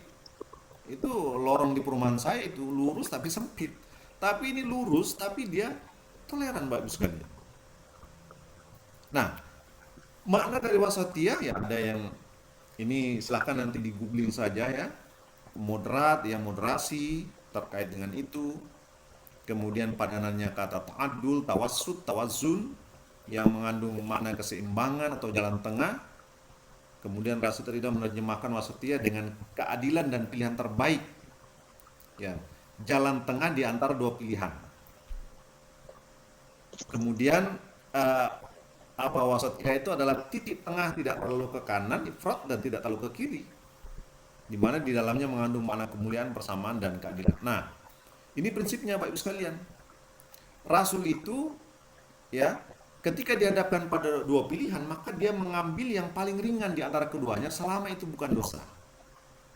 Maka apabila pilihan itu adalah dosa, maka Muhammad Rasul adalah orang yang paling menjauhinya. Kemudian sikapnya seperti ini, Nabi mengatakan, ya, tepatlah kalian, mendekatlah, beribadah di waktu pagi dan sore dan sedikit malam, beramallah yang pertengahan, ya, wal qasda, al qasda, tabalugu, ya, pertengahan kalian pasti akan sampai. Jadi hadisnya ada di hadis Al-Bukhari. Kemudian larangan berlebihan. Jauhilah sikap berlebihan dulu, karena sungguh yang membinasakan umat sebelum kalian adalah sikap berlebihan. Nah, dalam KKBI juga dijelaskan bahwa wasatiyah itu dekat dengan kata moderat. Ya, dengan padanan kata ta'adul, ya, tawazun dan lain sebagainya. Nah, yang menarik apa yang disampaikan oleh Wahbah Al-Zuhaili yang menafsirkan wafat itu sebagai perangai baik, menggabungkan antara ilmu dan amal. Karena kata ini biasa dipakai saat menyebutkan sesuatu yang terpuji di antara dua kubu yang berlebihan dan tafrid, ya, kelompok yang meremehkan. Sehingga di antara ifrat dan tafrid itu di tengahnya ada namanya fadilah, sifat utama. Ya, kita tahu ajaran Islam, ya, sifat misalnya dermawan itu adalah sifat utama, sifat yang pertengahan antara kikir dan boros, ya. Apalagi pemberani, saja'ah, pemberani itu antara orang yang penakut dengan orang yang tanpa perhitungan, sehingga kembalinya adalah di makna wasatiyah. Nah, ini Bapak Ibu sekalian, bagaimana Islam wasatiyah itu pernah menjadi pilar kenabian Nabi Muhammad SAW. Tadi ada hadisnya, kemudian Nabi juga menegur, ya. Nabi konsisten meluruskan para sahabat yang bersifat ekstrim dan berlebihan. Misalnya teguran terhadap Zainab. Zainab itu pernah mengikatkan tali di satu tiang, di dua tiang masjid, kemudian dia tempati bergantung kalau capek ketika beribadah. Itu riwayatnya ada di hadis Bukhari. Kemudian menegur Abu Israil, ya, yang bernasar untuk tidak duduk, ya, kemudian untuk puasa, seterusnya dan sebagainya. Nabi tegur itu dan lain sebagainya. Yang intinya adalah bagaimana wasatiyah itu menjadi pilar ketika dakwah Nabi. Nah, ini beberapa hasil riset temuan saya juga sudah sampaikan pada saat ada Prof. Suyadi itu, bahwa dari Islam wasatiyah dalam konteks moderasi beragama di Indonesia, bagaimana kaum muda itu merespon, ya, indikator tertinggi itu pada komitmen kebangsaan. Ada 4 indikatornya, ada komitmen kebangsaan, anti kekerasan, akomodatif terhadap budaya lokal, dan toleransi. Nah, kemudian bagaimana ekosistemnya?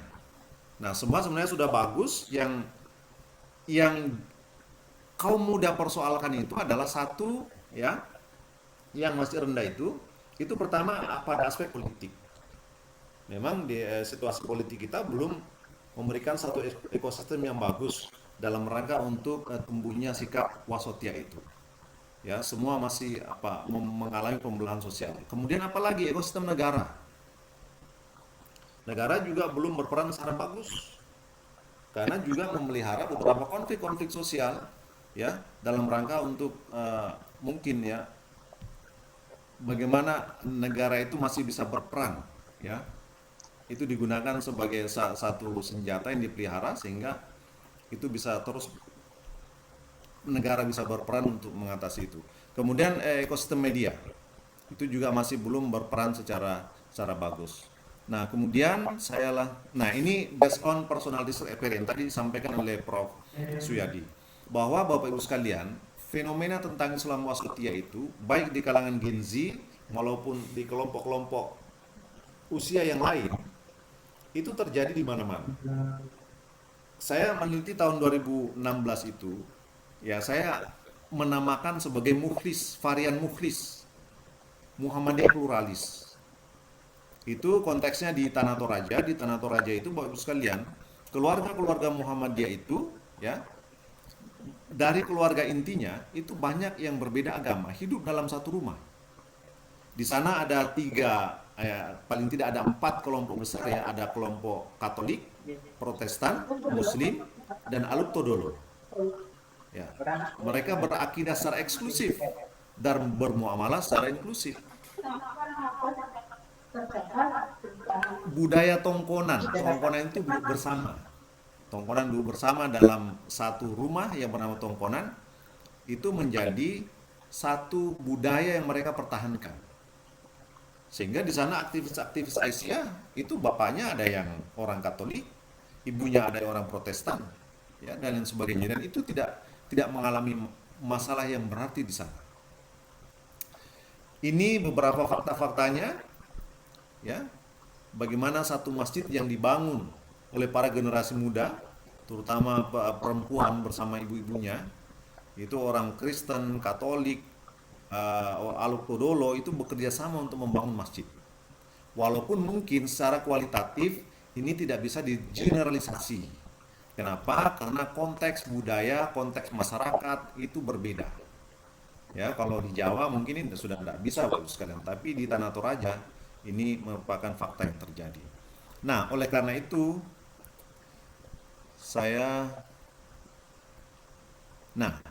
ini yang harus kita lakukan, Bapak Ibu guru. Pertama, bagaimana, ya, memperkuat moral knowing dari Gen Z kita, dari siswa-siswa kita. Bagaimana memperkuat pengetahuan moral tentang media sosial. Kita ajarkan bertabayun sebelum share. Kita tunjukkan sumber-sumber kredibel, ya, website-website kredibel dalam belajar agama. Kita tanamkan untuk tidak percaya hoax. Mungkin berpikir 2-3 kali, 4 kali sambil meneliti sumber-sumber dari informasi yang dapat. Yang kedua, memperkuat moral feelingnya, perasaan moralnya. Misalnya bagaimana berempati pada korban bullying, tidak justru men-share-nya atau tidak justru menjadi pelaku bullyingnya dan lain sebagainya. Ini yang kita perkuat. Apalagi tidak ikut pada hate speech, moral feelingnya. Kita arahkan untuk kegiatan-kegiatan yang positif seperti donasi, aksi sosial ya dan lain sebagainya. Dan yang terakhir, dikuatkan moral action-nya. Kita tolak tren-tren negatif berbahaya, jangan sampai Bapak Ibu guru ya buat prank-prank yang berbahaya itu dengan siswanya yang dan sebagainya, atau hal-hal yang tidak bermanfaat. Ingat Bapak Ibu sekalian, Bapak Ibu guru, kita adalah penjaga moral dari Gen Z. Ada, ini mungkin sudah populer ya, 3 ungkapan kita sebagai pendidik. Apa itu? At-tariqatu ahamul minal maddah. Metode itu lebih penting daripada materi pembelajaran. Di atasnya itu ada al-mudarisu ahamul minat tariqah. Guru lebih penting daripada metode. Yang paling di atasnya adalah ar-ruhul mudarisu ahamul minat tariqah minal mudarisu li nafsihi. Ruhnya guru itu lebih penting daripada guru itu sendiri. Itulah yang menjelaskan kenapa orang-orang dahulu bisa melahirkan orang-orang seperti kita dengan sarana dan media pembelajaran yang sangat sederhana. Tapi kita dengan media pembelajaran yang sangat kompleks dengan digital, tapi rasa-rasanya kita belum melahirkan siswa-siswa yang sesuai dengan harapan kita. Baik itu, kemudian ini terakhir sekali. Ini yang kami terapkan ya di UM Palopo, karena di UM Palopo itu banyak mahasiswa-mahasiswa yang non muslim dan mereka belajar AIK, Al-Islam Kemuhamadiyahan. Saya punya mahasiswa banyak Pak. Maka ketika belajar AIK atau PAI bersama komunitas mahasiswa muslim yang lain, karena mereka satu kelas ya, tidak bisa dipisahkan kelas yang lain karena jumlahnya tidak cukup satu kelas. Ini yang saya terapkan. Pertama ada rule of study. Pada mahasiswa yang muslim ya, belajar AIK, belajar PAI itu diarahkan pada domain kognitif, attitude dan psikomotorik. Semua mereka harus tahu. Tapi pada non muslim ya, itu hanya kami arahkan pada aspek kognitif, bagaimana mereka belajar Islam sebagai rahmat lil alamin, dan attitude dalam selama perkuliahan, bagaimana menghargai berbeda agama dan sebagainya. Yang kedua apa? Comparative holy text argument. Itu juga saya terapkan. Saya mengajar di kebidanan. Materi-materinya tentang apa? Materinya tentang hubungannya dengan kesehatan ya, ada tentang etanasia, ada hubungannya dengan operasi plastik. Nah, saya memberi ruang pada mahasiswa non-muslim untuk menyampaikan argumentasinya sesuai dengan kitab sucinya masing-masing. Itu. Dengan tidak untuk mencari kelemahan kitab suci masing-masing. Yang terakhir, understanding of universal values. Nanti di akhir pembelajaran itu saya kumpulkan apa sih nilai-nilai universal dalam kitab suci masing-masing terhadap kasus-kasus kemanusiaan yang dihadapi itu. Sehingga ada kesepahaman dan kemudian ada proyek bersama pada ranah kemanusiaan. Baik Bapak Ibu sekalian, saya kira ini yang saya sampaikan sebagai pemantik. Ini sudah 1 jam ya saya bicara.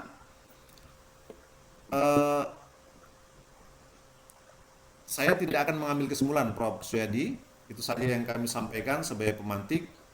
Mudah-mudahan ini menjadi fokus kita bersama dalam rangka untuk tidak abai terhadap perkembangan digital dan perkembangan Gen Z kita.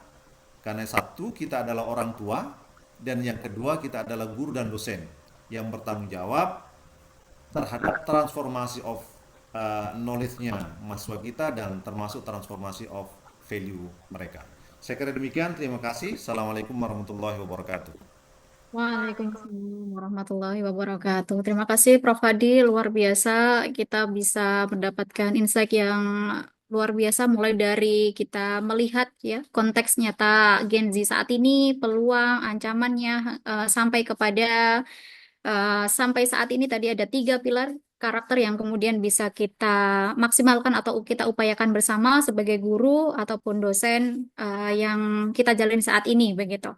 Nah, sebelumnya saya minta reaksi kepada teman-teman semuanya, mungkin teman-teman dari mahasiswa UM Palopo dan juga MPAI, silahkan bisa memberikan reaksi sebelum kita masuk di sesi tanya jawab. Ya, kita akan membuka sesi tanya jawab kali ini dengan 3 penanya terlebih dahulu. Silahkan bagi yang ingin bertanya, boleh raise hand-nya. Nanti saya akan memilih. Oh ya, ini ada yang dari chat juga. Mungkin saya dahulukan. Ada yang dari yang langsung bisa menyampaikan? Ada?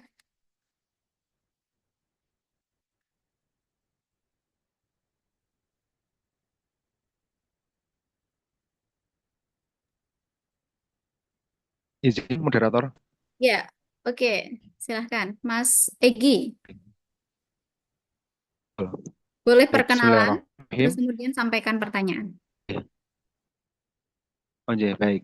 Bismillahirrahmanirrahim. Assalamualaikum warahmatullahi wabarakatuh.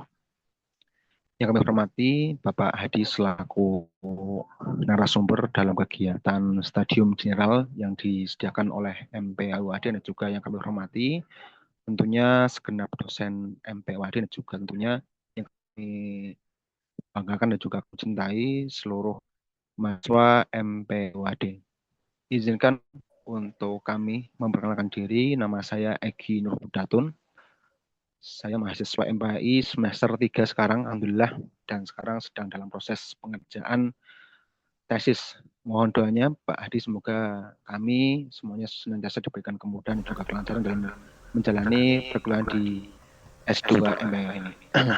Baik, terima kasih kepada moderator yang sudah memberikan kesempatan kepada saya untuk menyampaikan pertanyaan. Tadi di penutupan akhir sudah disampaikan kaitannya bagaimana 3 pilar karakter yang harus di moral tentang poin yang ketiga, yaitu tidak mudah percaya pada hoax. Sudah banyak kegiatan yang beberapa kami ikuti kaitannya dengan bagaimana sikap kita sebagai seorang guru, bahkan seorang siswa, dan juga tentunya di ranah perguruan tinggi yaitu mahasiswa. Bagaimana kita menyikapi supaya kita tidak mudah terbawa dengan arus yang namanya hoax. Yang menjadi pertanyaan saya adalah bagaimana sebenarnya karena terbelakang saya juga sebagai seorang muslim atau seorang ustadz di kalangan pesantren untuk memberikan nasihat atau cara yang mudah untuk diterapkan di kalangan santri supaya tidak mudah untuk tergiur atau bahkan terbawa oleh arus hoax itu sendiri. Bahkan kita tidak bisa batasi ya untuk kalangan gengsi saja, bahkan apa juga perlu kita nasihat juga jangan gitu. Ketika anak-anak kami keluar di pesan atau misal dalam jangka pendek ketika liburan itu kan mereka sangat mudah ya menggunakan akses media sosial mereka masing-masing, baik itu bahkan di Instagram gitu. Mereka sangat mudah untuk mengikuti budaya tren yang ada di media sosial, baik itu yang sifatnya di ranah negatif atau bahkan informasi yang sifatnya masih hoax itu sendiri. Karena sampai sekarang ini sudah banyak cara, tapi saya rasa sudah berikan nasihat masih saja anak-anak itu masih mudah tergiur dengan informasi-informasi yang hoax itu. Lalu bagaimana sikap kita sebagai seorang guru untuk memberikan nasihat yang penting pada siswa kita, bahkan tidak hanya kita untuk kalangan santri saja, juga terbaik untuk siswa umum. Karena saya kan juga notabene di sini yang mahasiswa yang hadir sini kan saya katakan mungkin 70% ya sudah memasuki daerah dunia. Mungkin itu yang dapat kami sampaikan yang kami tujukan kepada Bapak Hadi. Terima kasih. Wassalamualaikum warahmatullahi wabarakatuh. Waalaikumsalam warahmatullahi wabarakatuh. Baik, Profesor Hadi, sebelum dijawab, ini saya akan bacakan pertanyaan yang ada di kolom komentar. Ini ada pertanyaan dari Mas Mandi, mahasiswa MPAI semester 2. Ini pertanyaannya adalah bagaimana batasan yang jelas antara Islam Wasatiyah sebagai sikap pertengahan yang prinsipil dengan sikap abu-abu atau tidak tegas dalam beragama. Ya karena dalam surat An-Nisa ayat 143 Allah mengecam sikap abu-abu, sementara di sisi lain konsep wasatiyah dalam surat Al-Baqarah ayat 143 menegaskan bahwa umat Islam sebagai umatan wasaton atau umat yang adil, seimbang, toleransi, dan lain-lain sebagaimana yang tadi dijelaskan. Bukan netral atau tanpa sikap gitu. Termasuk juga dalam konteks konflik global yang saat ini terjadi. Nah, khususnya di media sosial yang ada yang terlalu emosional dan mudah terprovokasi narasi propaganda atau justru memilih tidak mau berbicara dengan wasatiyah. Nah, pertanyaannya adalah bagaimana batasan sikap wasatiyah dalam hal keberpihakan? Apakah diam di tengah kezaliman bisa dibenarkan sebagai sikap moderat, ataukah justru wasatiyah ini menuntut keberpihakan yang jelas kepada keadilan dan kebenaran meskipun tetap dengan cara yang bijak di ruang digital? Nah, ini cukup panjang ya pertanyaannya. Tentang bagaimana seharusnya Gen Z ini bersikap di media sosial agar tidak terjebak antara dua hal yang ekstrim, yaitu propaganda yang membakar emosi dan juga sikap apatis yang menyerupai abu-abu atau yang dikutip di Al-Quran. Nah, mungkin dari pertanyaan dua orang ini sudah cukup apa ya kompleks gitu ya Prof. Ya. Mungkin bisa dijawab terlebih dahulu. Nanti apabila masih ada waktu kita bisa menambah pertanyaan lagi. Silakan Prof. Baik, terima kasih. Terima kasih. Pertama, tadi tentang hoax ya, nanti bisa ditambahkan. Prof. Suyadi juga bisa menambahkan. Ya, Pak Yusuf juga bisa menambahkan supaya lebih kolaboratif dan banyak perspektif. Saya Pak ngajari teman-teman ya. Ini ada Ustadz Yusuf sebagai penggerak Korps Mubalik di UM Palopo. Saya kalau sudah lihat konten disertai dengan ajakan share, like, ya dan sebagainya, itu saya sudah ragu apakah itu hoax atau tidak. Maka kemudian diperlukan sikap tabayun. Bagaimana mengklarifikasi itu? Bagaimana mencari otoritas informasi itu? Dan sekarang sudah sangat mudah. Apakah informasi itu hoax atau tidak? Nah, inilah yang harus kita lakukan. Kita ajari anak-anak kita, ya, bagaimana caranya mengklarifikasi. Saya biasa kalau dapat informasi, saya langsung searching. Ya. Ada foto, itu kan sekarang sudah bisa diklarifikasi. Benar nggak foto ini? Ternyata fotonya diambil, misalnya foto 2 tahun yang lalu. Ya. Kemudian dimasukkan komentar-komentar seolah-olah terjadi sekarang dengan tambahan-tambahan informasi dan lain sebagainya. Ya, jadi sikap tabayun itu yang penting. Karena sekali lagi dalam dunia digital itu nirtabayun, orang tidak bisa melakukan tabayun pada sumber aslinya. Hanya kitalah yang harus aktif, kreatif, ya, dalam rangka untuk mencari sumber-sumber informasi yang valid. Ya, sumber-sumber misalnya di Muhammadiyah itu valid semua Pak, karena semua keputusan-keputusan di Muhammadiyah misalnya terdokumentasi. Ya. Nah, itu yang dilakukan. Nah, kemudian apakah moderasi dalam Islam wasatiyah itu ya itu sama dengan relativisme dalam agama. Kita kompromi tanpa prinsip. Ya. Tadi sudah kita bicarakan bahwa sikap wasatiyah itu bukan berarti sikap abu-abu, tidak punya prinsip. Tapi sifat tengah di antara adil, seimbang, dan proporsional. Tidak melampaui batas gulu. Tidak ifrat, tidak tafrid. Dan yang lebih selamat ya kita kembali kepada arruju ilal Quran wa sunnah wa sunnah maqbulah wa sahihah wa maqbulah. Kembali pada Quran yang sahih dan makbul. Bagaimana prinsip-prinsip kehidupan yang diterapkan pada masa Nabi. Misalnya Pak, mohon maaf Prof. Suyadi, di sini kan banyak orang biasa kalau takziah itu, apalagi kalau di Toraja. Orang takziah Pak yang hadir itu, yang hadir, itu ada orang Katolik, ada orang Protestan, ada orang Islam, ada orang Aluk-Todolo. Biasa mubalik itu menyitir ayat. Eh, apa? Ittaqullaha haqqa tuqatih wala tamutunna illa wa antum muslimun. Ya, dan janganlah kamu mati dalam keadaan Islam. Bisa enggak itu kalau kemudian dimoderasi sedikit misalnya, janganlah kamu mati dalam keadaan selamat. Sehingga yang Kristen Protestan tersinggung. Apakah itu melanggar agama kita? Tidak. Dan beberapa hal yang lain. Ya. Di sini orang ada namanya perayaan apa namanya Pak Yusuf yang orang mati itu? Aluk-Todolo? Apa itu Prof? Rambu Solo. Rambu Solo Prof, itu Raja. Rambu Solo. Orang Rambu Solo merayakan kematian itu lebih ramai daripada orang merayakan pernikahan, Pak. Biayanya bisa 2 miliar, 3 miliar. Ya. Yang Muslim hadir. Dan yang dipotong itu banyak. Ada mulai dari babi, kerbau, sampai dan sebagainya. Nah, di sini sudah terbiasa orang yang Muslim itu bawa makanannya sendiri. Dia bawa makanan sendiri, dia olah sendiri, dia punya alat masak sendiri. Bahkan di rumah orang tuanya itu sudah dipisah-pisah. Ini alat masaknya orang Kristen, ini alat masak. Itulah yang terjadi. Nah, sehingga sekali lagi bahwa wasatiyah dalam Islam bersifat bersifat moderat itu bukan berarti kita tidak punya posisi, bukan berarti netral putih. Tapi justru dengan wasatiyah itu kita kembali kepada prinsip-prinsip dan ajaran Nabi, di mana Nabi itu sangat menjaga keseimbangan.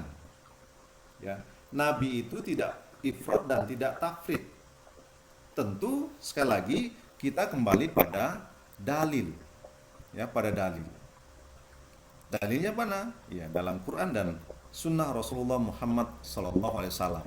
Sehingga kita masih tetap bisa bersikap adil walaupun terhadap orang yang berbeda agama kepada kita. Contoh Pak tentang azan saja ya Bapak Ibu sekalian, itu kan menjadi perdebatan yang luar biasa.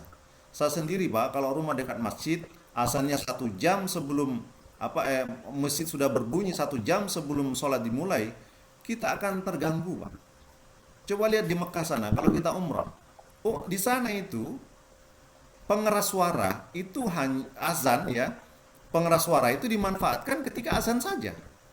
Coba Ibu yang umrah pernah enggak di Mekah itu dengar suara orang mengaji ya sebelum azan? Tidak ada kan? Nah, kita di sini diambil secara proporsional. Proporsionalnya apa? Silakan bunyikan masjid mungkin 10 menit sebelum azan. Nah, ini yang biasa jadi persoalan karena sifat gulu tadi. Ya, ifrat, berlebih-lebihan. Kita ingin memanggil orang untuk sholat itu kan dengan azan. Walaupun di desa saya ada namanya pujian. Sebelum azan, bayangkan sebelum orang azan itu ada tarhim ya, mengaji dan sebagainya. Nanti setelah azan ada pujian lagi. Allahumma sholli wa sallim ala, itu Prof Suyadi pasti kan kalau di Jawa begitu. Saya di kampus saya di Sulawesi masih begitu Pak, karena lingkungannya orang Jawa dan sebagainya. Berapa lama itu? Sementara banyak aspek-aspek lain dalam hubungan sosial itu yang perlu dipertimbangkan. Ya. Jadi itu. Jadi sekali lagi kita bertabayun terhadap semua informasi, dan yang kedua tadi bukan berarti tidak berpihak, tapi kita tetap bersikap secara adil, secara proporsional, dan secara seimbang. Tentu tidak keluar dari apa yang telah dilakukan oleh Rasulullah Muhammad SAW. Saya kira begitu, Prof. Saya mohon maaf ini, Prof. Ya, ini ada undangan ini. Mungkin bisa closing statement atau bagaimana, Prof?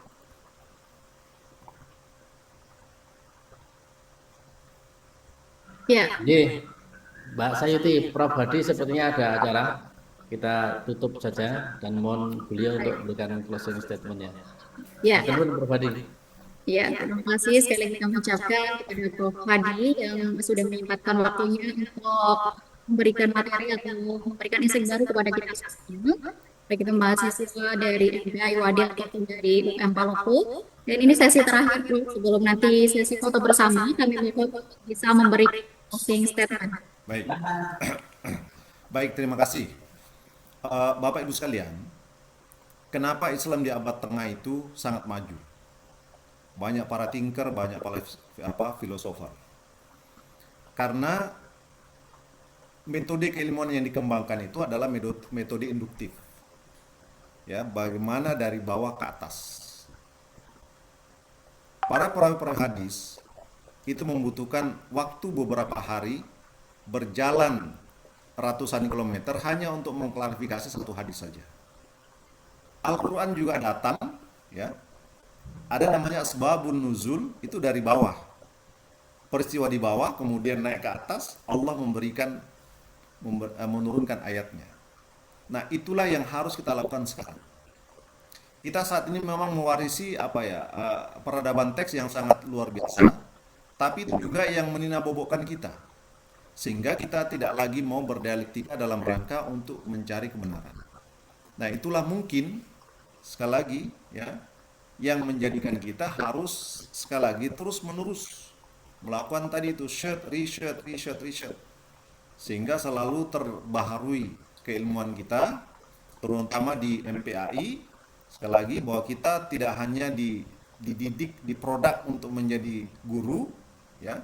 Saya alumni PAI, saya alumni MPAI, tapi saya pernah mengurus keuangan, miliaran uang saya urus, alhamdulillah saya selamat sampai dengan saat ini, dan saya juga pernah mengurus kemahasiswaan dan hal-hal lain. Jadi MPAI itu insya Allah akan multi talent, ya, menghadapi berbagai kehidupan yang kita hadapi bersama-sama. Saya kira demikian. Terima kasih Prof. Suyadi, sekali lagi terima kasih, mohon maaf kalau tidak maksimal pada hari ini. Insya Allah lain kali kita akan, Pak Yusuf silakan di kontak Prof. Suyadi, bisa apakah nanti kita yang ke sana atau Prof. Suyadi yang kita undang lagi ke sini, nanti gantian ya. Nanti dosen-dosen juga bisa dibuka Pak Yusuf untuk memberikan stadium general juga di UM Palopo. Saya kira demikian, terima kasih sekali, mohon maaf. Nasrullah wa qarib wa basyiril mu'minin. Wassalamualaikum warahmatullahi wabarakatuh. Warahmatullahi wabarakatuh. Terima kasih Prof. Hadi. Sampai ketemu di lain waktu. Siap Prof. Nanti kalau saya ke Wadi lagi Prof, saya kabari. Siap. Baik, sekali lagi kami ucapkan terima kasih banyak besar-besarnya kepada Prof. Hadi yang telah berbagi ilmu, berbagi yang baru terkait dengan Islam wasatiyah. Semoga apa yang kita pelajari hari ini dapat memberikan manfaat dan juga mendorong kita untuk menjadi generasi yang lebih bijak dalam menggunakan media dan serta juga kedamaian dan toleransi di tengah perbedaan. Nah, sebelum ditutup, Bapak Ibu dan rekan-rekan semuanya masih ada sesi foto bersama. Nanti saya mohon untuk bisa mengambil gambar Mbak Ida dari admin. Dan juga saya ingatkan kembali kepada mahasiswa bisa mengisi presensi yang telah dibagikan di kolom komentar. Silakan bagi teman-teman yang tidak terkendala untuk open kamera, kami silakan untuk open kamera sebelum diambil screenshot. Halo, yuk sudah, yuk. Sudah. Baik, saya mohon Mbak Indah bisa mengambil gambar ya. 1, 2, 3. Sekali lagi. 1, 2, 3. Ya, cukup. Terima kasih sekali lagi kepada Prof. Hadi, Bapak Yusuf. Ya, terima kasih Bapak dan juga rekan-rekan mahasiswa yang sudah join atau mengikuti stadium general pada kesempatan kali ini. Silakan bisa mengisi presensi terlebih dahulu sebelum meninggalkan Zoom pada kesempatan kali ini. Baik, teman-teman juga. Saya izin share materinya di ini aja Bu ya. Saya share materinya di ini, di Zoom aja. Boleh. Ya, entar. Aduh.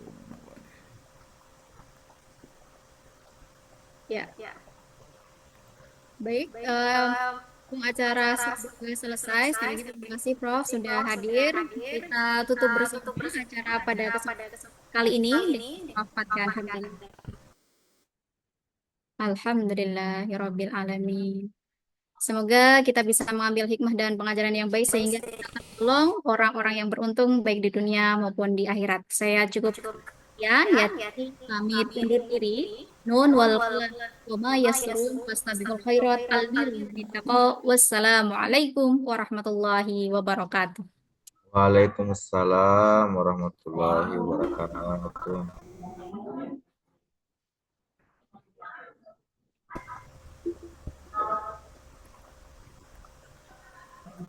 Makasih Prof ilmunya.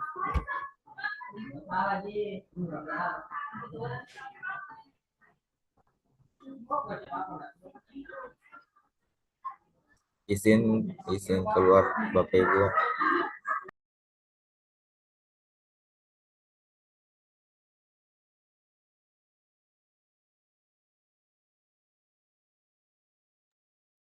Sekali lagi jangan lupa teman-teman yang belum presensi untuk bisa isi presensi sekaligus bisa mendownload materi yang telah diberikan oleh Profesor Hadi.